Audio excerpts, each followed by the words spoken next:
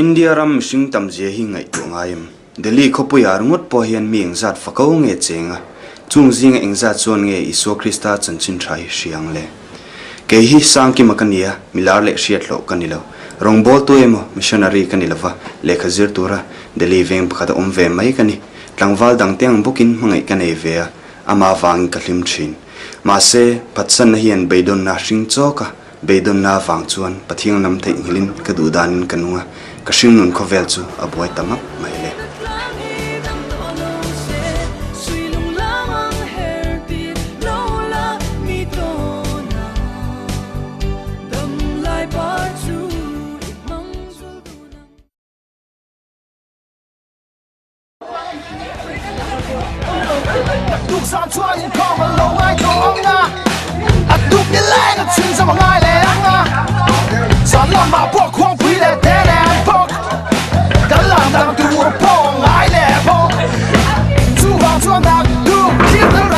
दरवाजा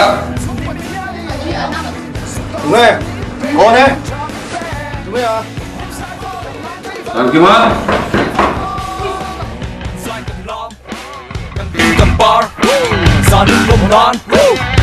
तुम बताओ क्या हो रहा है uncle What's going on here? Why so much noise? Every time you guys are partying, eh? You bring all these stupid kind of people here. क्या हो रहा है इधर? Don't pay rent on time. You don't clean up your house. Every time I see beer bottles here, outside your house. Eh? Is this a very daily thing? No, uncle, these are my police friends. We are just celebrating. Do you want me to call police? No more problem, ठीक है?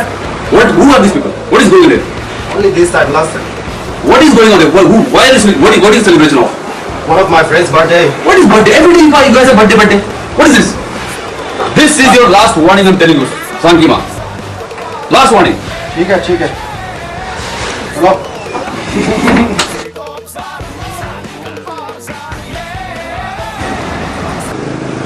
जाने है कितना बेचैन मन.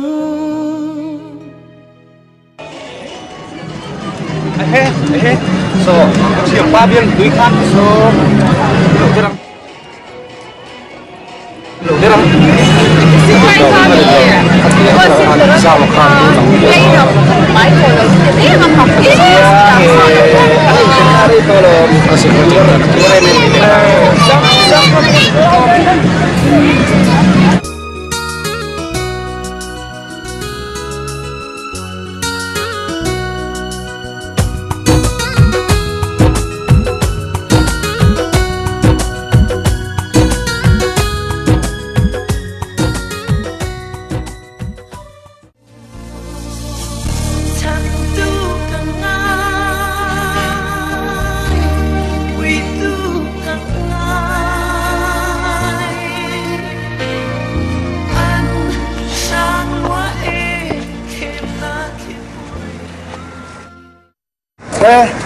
Thank you. Dia tu lepas pas kali lo về đi sao mua.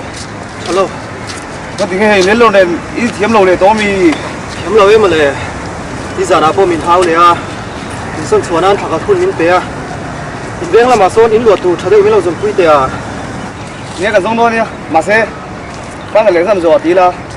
Bác à, in được nhiều được về đâu tốt tệ. Mai phải thì để nên. Chỉ xin các bạn lần mai sang đi. Kalau tông thế cái chỗ bôi khóc mấy. Nắm đồng bia pha này nè, anh suộc tụi lái là cái chuyện đấy anh thấy em lấy hoa là, khai anh lúc mà xịt, đúng không? Mỗi đồ chơi xịt mua thì nhiều đồ, thế li à mấy chia đâu, thế nó tập, khơi đâu tầm mấy à, cái đồ ấy tại luôn, chuyện đấy thì tôi hoa xí, cái lăng, có tiền đâu cho mọi người, thế sao? Cái đồng lái ở đây cái gì à? Đây bên cái đây con nhà cái lao cái nhiều chậu như đó. Anh đi tập chưa? Nhiều mà. Anh chỉ nói mà mình là in lúa về thôi nha. Em sinh ra sao cái này ha? Phải là nhiều, anh đủ lấy pan tết tối tụi có. Anh nào miệng vắt lâu ha, em phụ tụi cái này ha thì khan. Nè cái gì em? Phải mấy cái đó à? Don't không lẽ? Chris tụi có cái này anh cho anh phụ về lâu vắng.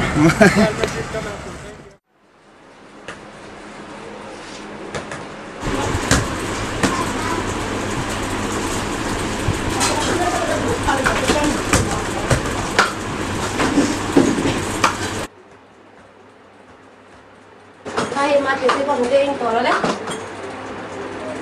Ngõ.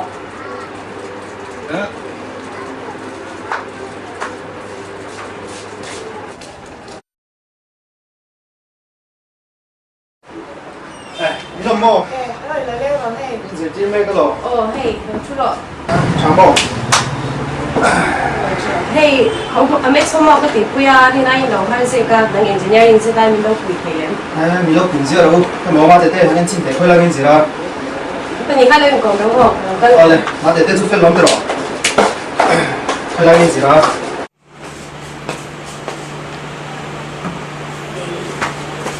Nó là sẽ chơi thế mà. Hey, mà phép khóc mấy. Tôi giờ chút đầu cái về tôi nó bây giờ không có一轮日了过来多了。原来非洲不做的是的人看龙国那种的呀，来但连嘛那龙国的过暖不多了，该别懂的那种。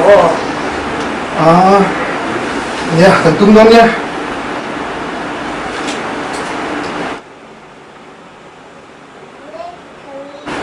你昨天可不好配合没有？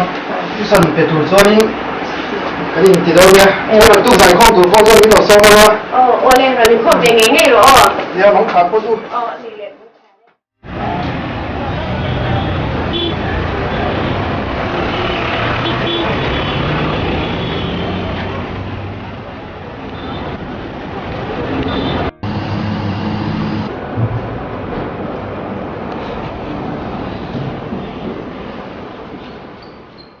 Sakit.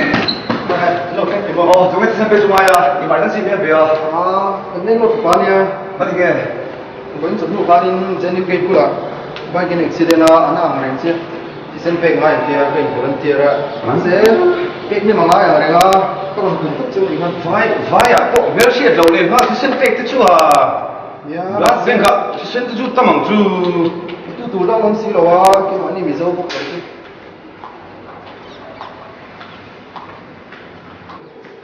Anh xin lỗi Mizo, duty rồi à? bây giờ anh rồi các hai lối kia. Hay rồi, tao đi. Sen chuẩn bị thấy cả lắm rồi. Phải thấy cả. Thì không có lần cái ngã thì nó dùng dùng là, tôi mà ai xí vào bốc xe, serious shock thì sẽ in lên rồi thì nó một trăm giờ thì theo rồi. Mình nghĩ thì đâu đã xử lý vấn đề là một số. Thế mà nghe chuyện phải đi lo phải chú ông anh rồi thế rồi xoay. Chỉ có mình nghĩ nắm thế thì chứ à? Tôi thằng mình vô thì nhớ. Yeah, bro.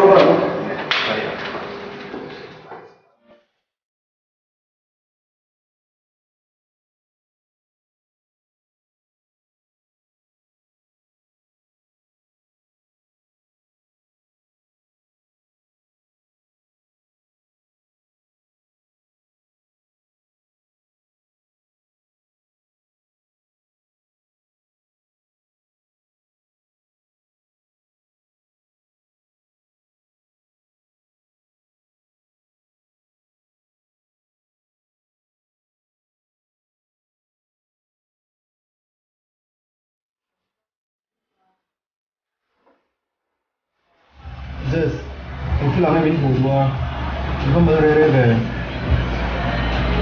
Yeah, sao mà có sự đổi thay đổi? Nếu mà có sự đổi thay đổi chuyến đi qua, nói nha, khi chúng tôi chỉ cần ăn cái ba, cần ăn trong khăn những ba nữa.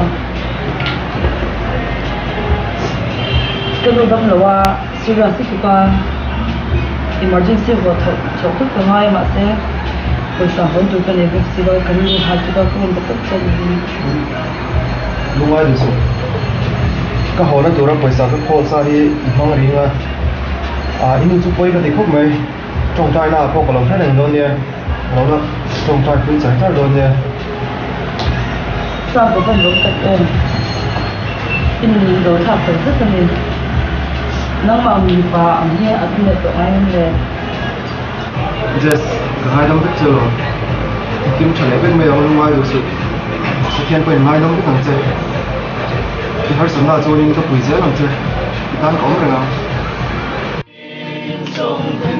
Nhưng thật kiên tình nhẹ lòng rau trộn đất mà. Rau trộn đất mà. Satuan itu There is a candle in every soul. Somebody